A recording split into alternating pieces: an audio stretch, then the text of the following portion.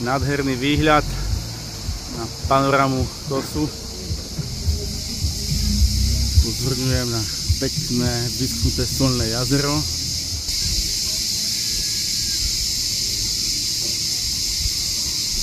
Malý kúsoček od nádhernej pláže Tigaki sme našli aj to nádherné solné jazero. V minulosti sa tu ťažila morská soľ a teraz je opustené a vyhlásené za chránenú krajinnú oblasť, nakoľko je útočiskom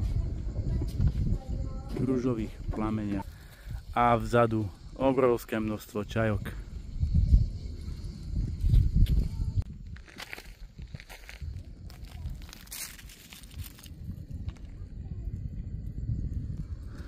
To vyzerá soľ z vyschnutého solného jazera.